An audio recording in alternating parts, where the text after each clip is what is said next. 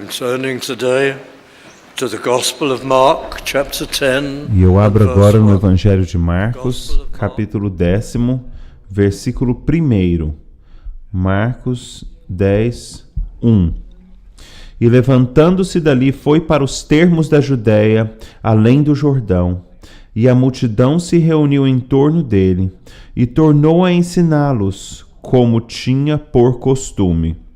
E aproximando-se dele os fariseus, perguntaram-lhe, tentando-o: é lícito ao homem repudiar sua mulher?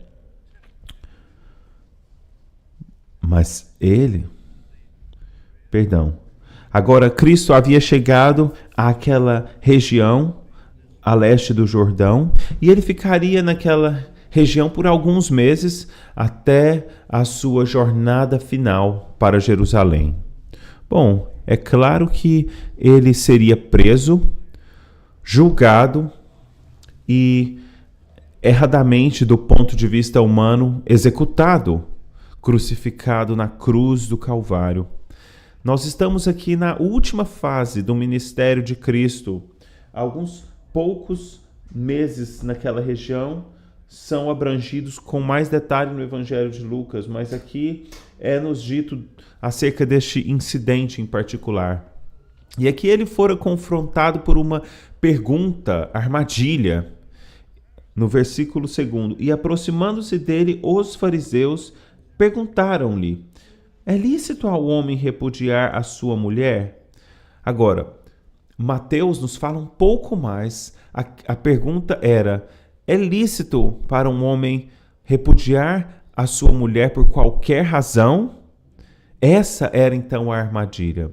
Agora, o ensino popular da época, desenvolvido a partir da tradição dos rabis e dos mestres judaicos, acrescentando à lei de Moisés, a resposta era a seguinte: sim, que funcionava das duas maneiras. Um homem ou uma mulher pode repudiar sua mulher ou marido por qualquer razão, se ela o desagradar ou ele a desagradar. Então, por qualquer razão, ele poderia divorciar e colocar e repudiar a sua mulher. Este era o ensino da época. Quando o Senhor Jesus refutou aquilo nesta passagem, como nós vemos, os seus discípulos, eles ficaram chocados, ficaram impressionados, porque eles, assim como toda a população em geral, pensavam que era possível ter o divórcio por qualquer razão. E essa era a ideia daquela geração naquela época. Agora, o Senhor Jesus já havia dito em mais de uma ocasião, ele já havia repreendido os judeus por suas tradições, por aquelas coisas que eles haviam acrescentados à lei mosaica e os regulamentos que eles haviam inserido. Então eles estavam tentando pegar o Senhor Jesus em uma armadilha. Ele dizia: será que ele vai tirar do povo o direito de divorciar por qualquer razão? Se alguém não for agradável ao seu marido ou esposa? Bom, isso fará totalmente impopular. E provavelmente é isso que ele vai fazer, porque ele rejeita todas as tradições, as adições de tradições à lei. E por esta razão, eles o perguntaram isso. E era uma pergunta armadilha. Então eles vieram e disseram: é lícito para um homem repudiar sua mulher? E pensando aqui por qualquer razão. E no versículo 3, mas ele respondendo disse-lhes: que vos mandou Moisés?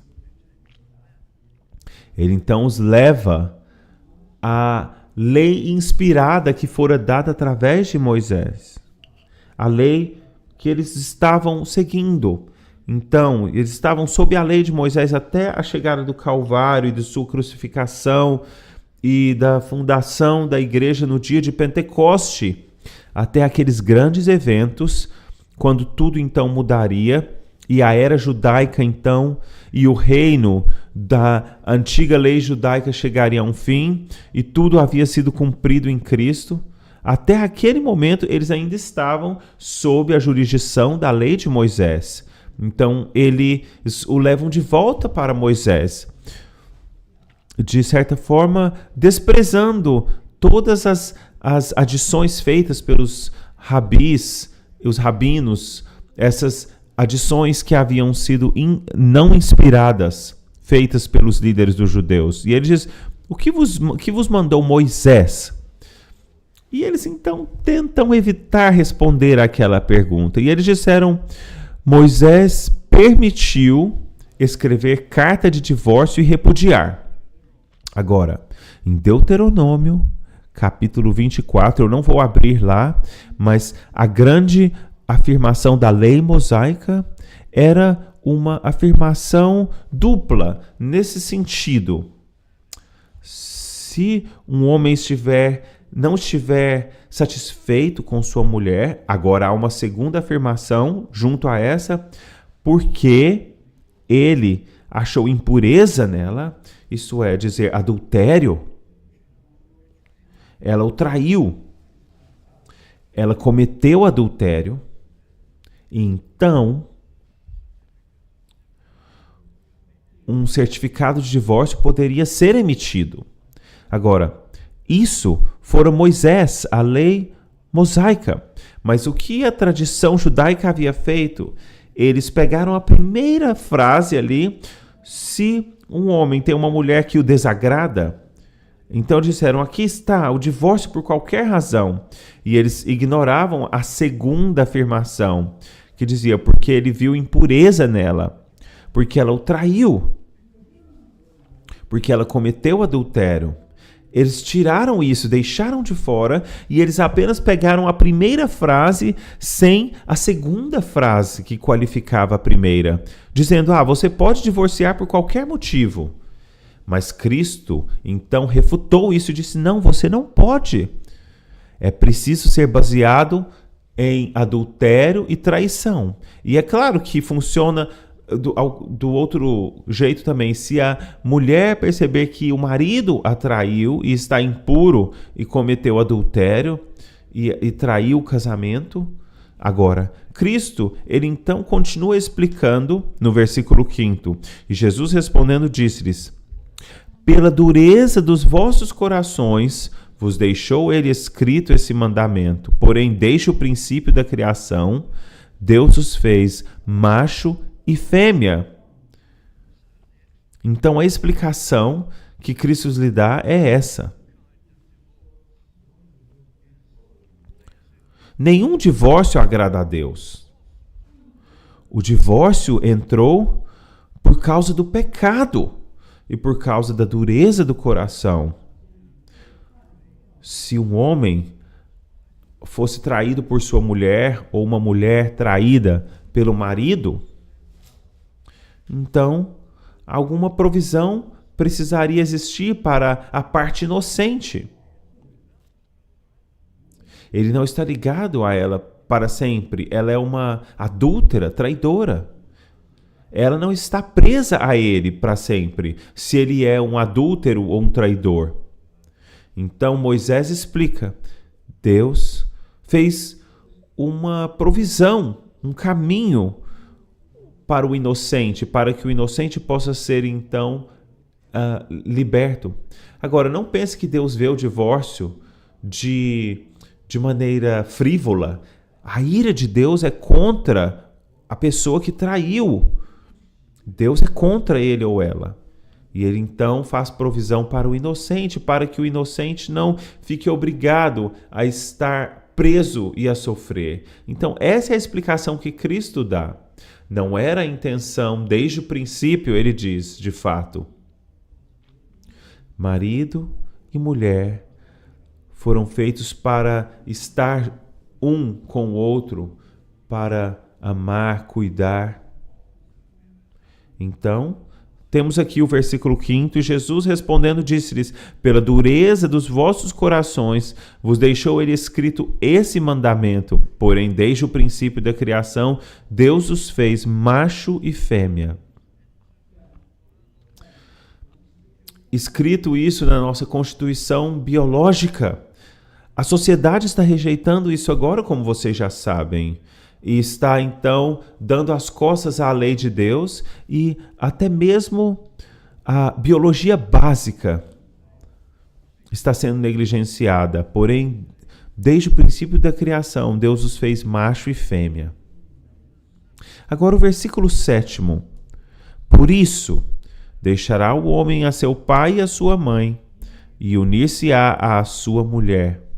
E a implicação aqui dessas palavras é a seguinte: tendo isso em mente, dois sexos, homem e mulher, feitos de muitas maneiras o mesmo e de muitas maneiras tão diferentes, eles foram feitos e projetados para o casamento. Essa é a ideia. Por esta causa, deixará o homem seu pai e a sua mãe. Ou seja, tendo isso em vista, a diferença entre os sexos é um projeto de Deus, um propósito para o casamento, para essa união sem preço, singular, especial. Eles complementam um ao outro e eles se encaixam perfeitamente.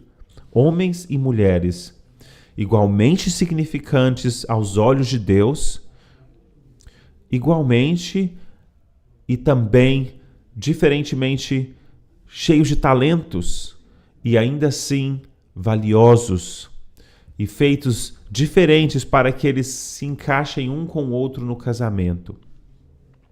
É claro que nós não estamos falando daqueles que estão solteiros nesta manhã, que também na palavra de Deus é um estado muito nobre e significante de se estar. E nós não estamos reduzindo ou desprezando isso e ao focar também no fato de que homem e mulher foram feitos para o casamento. Então, por isso deixará o homem a seu pai e a sua mãe e unir-se-á à sua mulher. Então, passemos um pouco a analisar essa palavra unir-se-á. Unir. Alguns traduziriam agarrar-se, apegar-se. É um verbo que tem a ideia de cola, estar colado à sua esposa. Fala de permanência, essa é a intenção, embora haja provisões para o caso de haver traição ou a quebra da união do casamento por causa de impureza, ainda assim o dever é agarrar-se, apegar-se, e nós analisaremos isto. Um homem deixará seu pai e sua mãe e unir-se-á à sua mulher. Há uma nova unidade, uma nova família.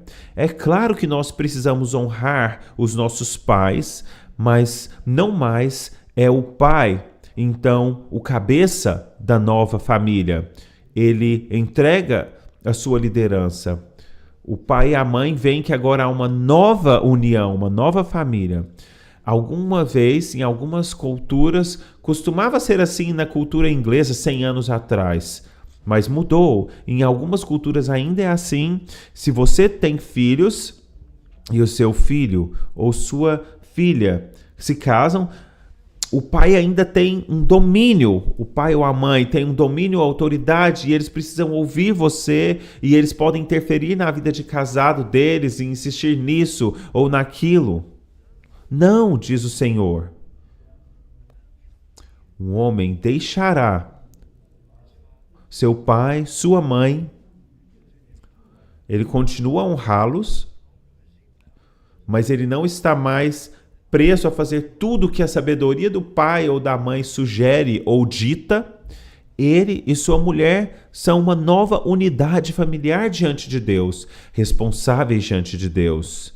E a velha autoridade ou as velhas autoridades são encerradas. Esta é a mensagem de Cristo.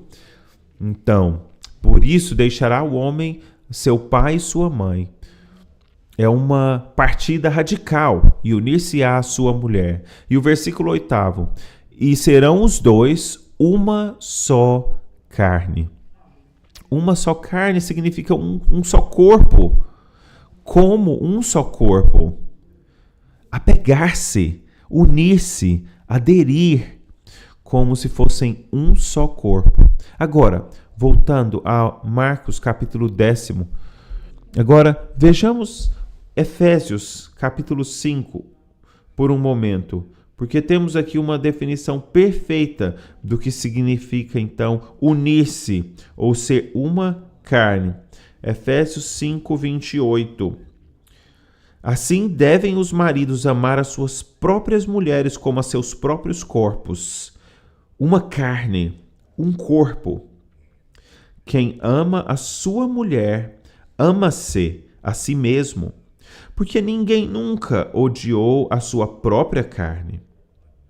Antes, a alimenta e sustenta, como também o Senhor a igreja, porque somos membros do seu corpo, da sua carne e dos seus ossos. E então a citação, por isso deixará o homem seu pai e sua mãe.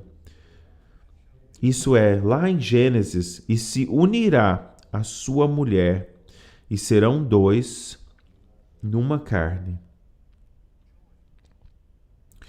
Unirá, se unirá.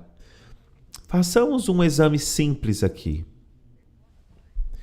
De que maneira os maridos e esposas se unem?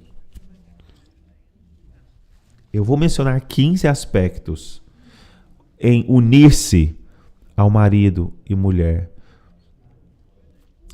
Você com certeza sabe todos eles já, se pensar. É uma espécie de exame. 15 aspectos de unir-se. Será que nós honramos o casamento? Obviamente, em primeiro lugar, nós precisamos estar unidos em amor. Precisamos estar perfeitamente unidos em amor. Amor significa apreciação, afeição. O amor pensa. O amor não é algo que vai em piloto automático. O amor pensa. O amor aprecia. Ele então emite afeição. O amor age com grandes atos de gentileza, cortesia. O amor é cortês, sempre, porque o amor valoriza a outra pessoa. O amor nunca grita. O amor nunca não fala como se estivesse por cima, mas fala no mesmo nível. O amor está cheio de apreciação e afeição. Este é o primeiro. Nós somos unidos em amor. É amor mútuo. Não é ele amando ela e o amor não sendo retribuído, ou ela amando a ele e ele não retribuindo esse amor. Não fazendo um esforço, é mútuo. É o amor exercitado para com o outro, unidos em uma carne, como se fosse um corpo. Então eu passo para a lealdade, unidos em lealdade, absolutamente leais um ao outro. Um crente, um homem crente, nunca por um único segundo pensa no divórcio. Eu não estou falando aqui de situações onde algo terrível aconteceu, não. Onde houve traição ou violência, não. Eu estou falando no curso ordinário, comum dos eventos da vida. Nunca pense nisso, muito menos fale, mencione isso. É um ato de terrível deslealdade, até mesmo pensar isso na mente. Se você faz isso na sua mente, não fique surpreso de que Satanás então entre e comece a operar nessa ideia, fazendo com que ela se desenvolva. Não se deve nem mesmo pensar.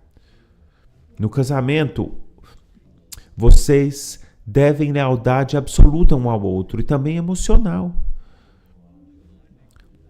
Não há espaço para comentários sarcásticos, para outras pessoas, não se trairiam um ao outro dessa maneira. Às vezes, as pessoas fazem isso.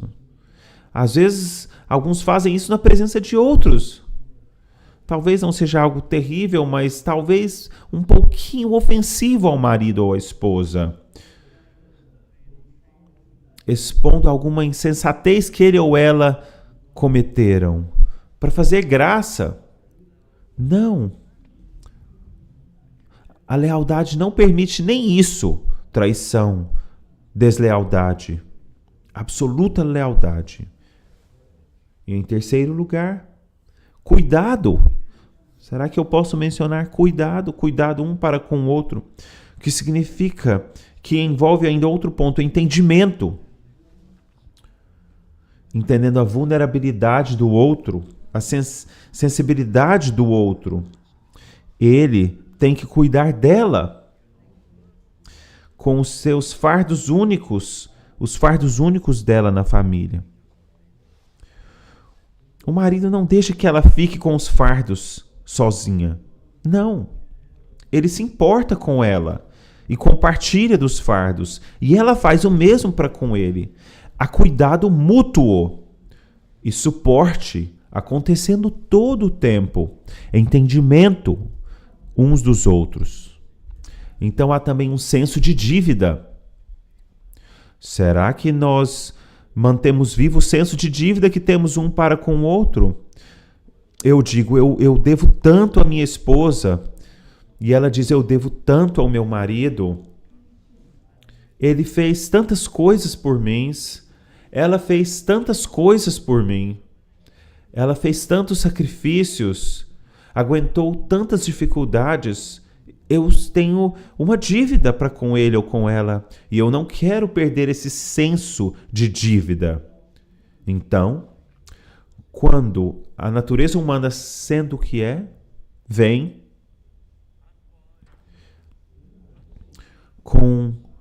quando acontece alguma desavença, alguma diferença, algo que é então tolo, o nosso autocontrole nos contém, porque nós amamos um ao outro e nós dizemos, eu não posso falar isso que eu estou com vontade de dizer, eu não posso fazer isso que a carne quer que eu faça. Nós estamos unidos com um senso de dívida e nós estamos unidos em consolação também, em conforto.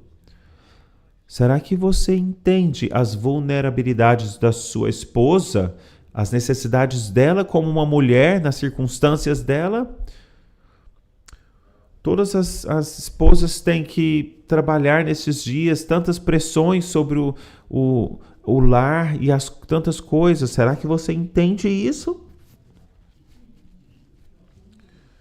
E como esposa você tem entendimento dele, do marido? Será que você coloca fardos sobre ele que ele não consegue nem mesmo carregar? Nós precisamos ter entendimento, sendo capazes de consolar. Será que vocês têm os mesmos propósitos? Ou será que um tem uns propósitos e o outro tem outros propósitos? Será que vocês têm os seus departamentos separados da vida e vocês não se intrometem? Ou será que vocês têm um propósito comum? É claro que como crentes é fácil. O nosso propósito comum é servir ao Senhor.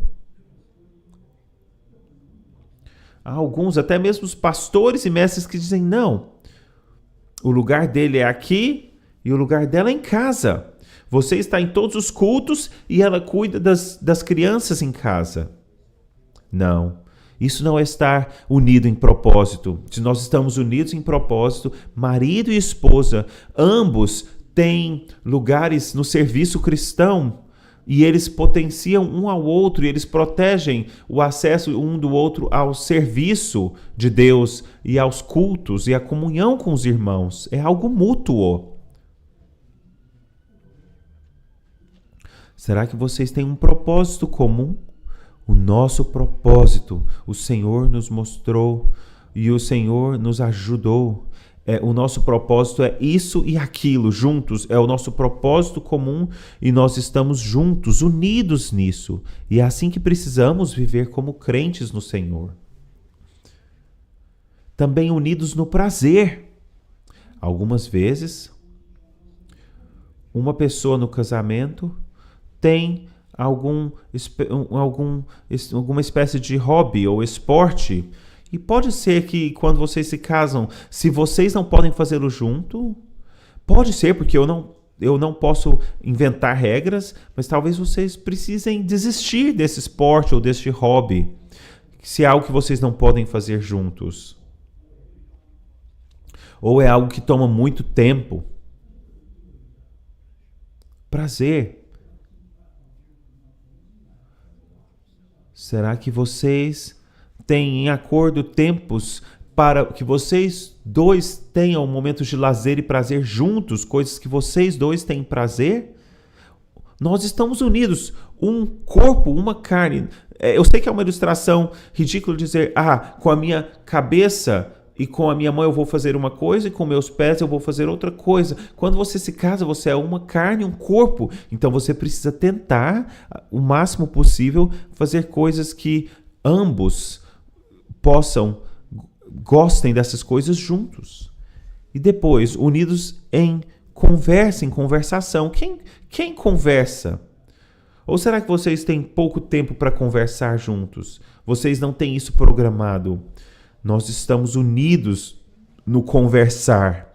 Nós interagimos, discutimos, falamos, conversamos sobre coisas. Precisamos dar tempo a isso. A lista é longa. Aprendizado. Será que o marido vai por um caminho e a esposa por outro? Será que temos algumas coisas que aprendemos juntos e progredimos juntos? Falamos dessas coisas juntos? Aprendendo as coisas de Deus, aprendendo os caminhos e os planos de Deus? O cultuando juntos? Tristeza e sacrifício juntos? Será que vocês dois estão nos sacrifícios? O homem diz, eu acho que o Senhor gostaria que eu fizesse isso e aquilo. Será bem difícil, envolverá muito sacrifício. Talvez vou pegar um pastorado, um pastorado leigo, ou um trabalho de evangelismo, e ainda tenho meu trabalho e tudo mais, um grande sacrifício. Mas será que a sua esposa está 100% com você? Ela não pode ser o pastor leigo, mas terá que ser um sacrifício que ela vai ter que fazer. Será que é algo que vocês, então, buscaram ao Senhor juntos para que ambos tomem esse sacrifício juntos, comprometendo-se com isso? Então, unidos no sacrifício e no serviço. Eu já mencionei. Nós tentamos promover um ao outro no serviço de Deus. Serão os dois uma só carne. Voltemos então ao Evangelho de Marcos, capítulo 10, o versículo 8. E serão os dois uma só carne. E assim já não serão dois, mas uma só carne. Portanto, o que Deus ajuntou, não o separe o homem. Aqui temos então uma advertência solene. Fique dentro das regras de Deus. Mas isso fez com que os discípulos ficassem ansiosos. Versículo 11. Versículo 11, versículo 12. Nós lidaremos com isso de maneira bem breve e depois partiremos a ansiedade dos discípulos. Versículo 10. E em casa, tornaram os discípulos a interrogá-lo acerca disto mesmo. E o que eles perguntaram ao Senhor Jesus e como ele respondeu está mais no Evangelho de Mateus. Eles ficaram preocupados. Alguns deles eram casados, como Pedro. E aonde isso nos leva se não podemos divorciar por qualquer razão, mas apenas por adultério? Então eles perguntaram a ele, e nós discutiremos isso em um momento. E ele disse: qualquer que deixar a sua mulher e casar com outra, adultera contra ela, a não ser que a separação seja baseada na questão do adultério. E o versículo 12. E se a mulher deixar o seu marido e casar com outro, adultera. Isso é, por qualquer razão.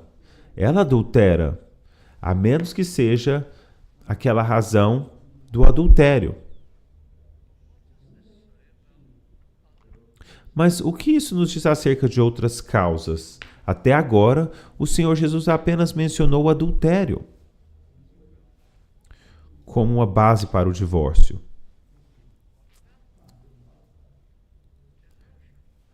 E o que dizer, por exemplo, de deserção? E o que dizer de violência e crueldade? E certas outras coisas também. Será que elas não estão incluídas na passagem? Não, não aqui. Mas isso não significa que elas não estão incluídas, porque há mais que se dizer. E por um momento, nós veremos João, capítulo 16. Eu lerei as passagens, porque este é um assunto importante. João 16, 12, nós lemos o seguinte. Cristo, falando aos discípulos, ele disse: ainda tenho muito que vos dizer, mas vós não o podeis suportar agora. Não é possível carregar como carregar um fardo agora. É muito. São coisas demais. Eu já ensinei vocês por 3 anos, eu já lhes ensinei grandes coisas essenciais, há mais que aprender. Há mais que aprender sobre a igreja, por exemplo, como a igreja seria estruturada, ordenada, governada. Havia mais que aprender sobre o casamento e o divórcio. Há mais que aprender sobre muitas outras coisas, mas não é possível a vocês, discípulos, carregar o peso de todas essas informações agora, ele diz. Bem, ainda tenho muito que vos dizer, mas vós não podeis suportar agora. Versículo 13. Mas quando vier aquele Espírito de verdade, ele vos guiará em toda a verdade, porque não falará de si mesmo, mas dirá tudo o que tiver ouvido e vos anunciará o que há de vir. E assim por diante. Há mais revelação a ser dada em muitas coisas. E elas vieram, essas revelações. A palavra de Cristo veio através dos apóstolos. Agora, eu vou aos Coríntios, capítulo 7. E aqui nós temos um exemplo. Em 1 Coríntios 7, versículo 15, o apóstolo diz... Aqui é Cristo falando, mas ele está falando através dos apóstolos, como ele disse que faria. Mas se o descrente se apartar, se alguém desertar, se alguém for abandonado pelo marido e ela for crente, então ele diz, aparte-se. Bom, já foi. Aquele cônjuge já partiu, não está lá mais. Se você foi abandonado ou abandonada, então você foi abandonado ou abandonada. Porque neste caso o irmão ou a irmã não está sujeito à servidão, mas Deus chamou-nos para a paz. Em outras palavras, o elo do casamento foi quebrado pela deserção, pelo abandono. Foi encerrado. E a pessoa não está mais, então, presa ou ligada ao desertor, ao que abandonou. E porque, então, aquele elo foi quebrado, essa pessoa está livre para casar outra vez. Este é o ensino de Cristo através do apóstolo Paulo. Mas há aqui um enigma.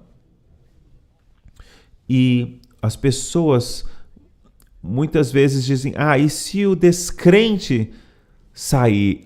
Mas eu conheço um caso onde o marido que abandonou a esposa não era um descrente.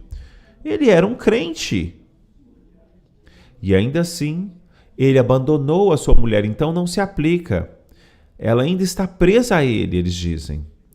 Ele foi para o outro lado do mundo. Mas nunca casou de novo. E não há evidência que ele cometeu adultério. Então, será que ela ainda está presa a ele? Porque aqui fala que é só se o descrente sair, abandonar. Então, o que dizer disso? Bom, nós vamos para Mateus, capítulo 18. E você vai ver porque eu estou partindo aos versículos de maneira metódica. Mateus 18:15. Ora, se teu irmão pecar contra ti, vai e repreende-o entre ti e ele só. Se te ouvir, ganhaste a teu irmão. Mas se te não ouvir, leva ainda contigo 1 ou 2, para que pela boca de 2 ou 3 testemunhas toda palavra seja confirmada. E se não as escutar, dize-o à igreja. E se também não escutar a igreja, considera-o como gentil e publicano. Isso é, se ele não se arrepender da sua conduta errada. Considera-o como um gentil e publicano. Bom, este é o ensino do Senhor, enquanto ele estava vivo. Em outras palavras, se um homem que se diz crente, de maneira cruel, então, abandonar a sua esposa, ainda que ele seja um crente, que ele se declare um crente, se ele então não responder aos apelos e a um chamado ao arrependimento, se ele não responder a isso, a advertência da igreja de então se arrepender do seu pecado, ele então precisa ser considerado como um homem incrédulo, não convertido. Essa é a regra da Bíblia. Então, no final das contas, a deserção é abrangida e é tratada em 1 Coríntios capítulo 7, e a regra, então, da pessoa ser considerada como um não crente. Mas o que dizer de violência? E o que dizer acerca da violência verbal, que é intolerável, contínua, terrível, e essas coisas? Bem, os reformadores e a tradição reformada desde então tem tomado este ponto de vista, que este é um daqueles casos incluídos na regra de 1 Coríntios capítulo 7, e é assim que funciona. Se há um caso de violência, é claro, poderia-se então ser algo tão terrível que precisaria então de um lugar seguro, de refúgio para a pessoa sendo agredida e para as crianças também, para os filhos. Mas se há violência ou até mesmo violência verbal e a pessoa é um crente, a igreja o chama para se arrepender e corrigir os seus caminhos. E se ele o fizer, bom, isso é bom. Isso é uma vitória. É uma vitória para que eles sejam abençoados por Deus. Mas se ele não se arrepender, se ele não consertar os seus caminhos, e ele então estiver fazendo a vida da esposa intolerável, então provavelmente precisará haver uma separação. E se ele ainda assim não se corrigir, então a separação é vista como uma deserção. E aquele, então, que levou a separação, o violento, ele é considerado como o desertor. Esse era o ponto de vista dos reformadores. Eles queriam até mudar a lei para colocar isso na lei, na época da reforma, mas na época a Casa dos Lordes não os deixaram fazer isso aqui na Inglaterra. Mas a visão dos reformadores era que violência e violência verbal vinham, então, sobre a regra das coisas que deveriam ser corrigidas. Se não fossem corrigidas, então, uma separação era inevitável. E no tempo devido, então, isso seria considerado como deserção. E essa é a regra que nós seguimos até este dia. Mas eu apenas mostro nas Escrituras como que na tradição reformada esta regra, então, veio. E eu só tenho tempo para lidar com mais 1 ou 2 itens para que nós encerremos este sermão com um aspecto positivo. Efésios 5, 22. Vós, mulheres, sujeitai-vos a vossos maridos como ao Senhor. Sim, o marido é o cabeça do lar, porque o marido é a cabeça da mulher, como também Cristo é a cabeça da igreja, sendo ele próprio o Salvador do corpo. Que afirmação essa para os maridos? Em que sentido você, marido, é o cabeça do lar? Você é o cabeça do lar, assim como Cristo é a cabeça da igreja e o Salvador do corpo da igreja. Será que a sua liderança é assim? Será que a sua liderança do lar é assim como a liderança de Cristo sobre a igreja? O que Cristo fez pela igreja? Ele sofreu e morreu pela igreja. Ele se entregou pela igreja em sacrifício, em amor sacrificial. Será que a sua liderança é de amor sacrificial? E aqui diz então, porque assim como a igreja está sujeita a Cristo, assim também as mulheres sejam em tudo sujeitas a seus maridos. Então, versículo 25. Vós, maridos, amai vossas mulheres, como também Cristo amou a igreja, com tamanha paciência e benignidade, constantemente derramando bênção sobre nós, e se entregou por ela. O marido tem então uma liderança que ele precisa fazer por merecer. Ele faz por merecer a liderança da família à medida que ele se entrega, que ele se dá por sua esposa, para que ele a santificasse e purificasse, para o auxílio da esposa, para o bem da esposa, para a felicidade da esposa, para o prazer da esposa. Quando você pensar em liderança, então pense em Gálatas 5, 22. Há uma certa quantidade de ensinos vindo dos Estados Unidos chamado complementarismo. Sim, há papéis complementares para o homem e a mulher.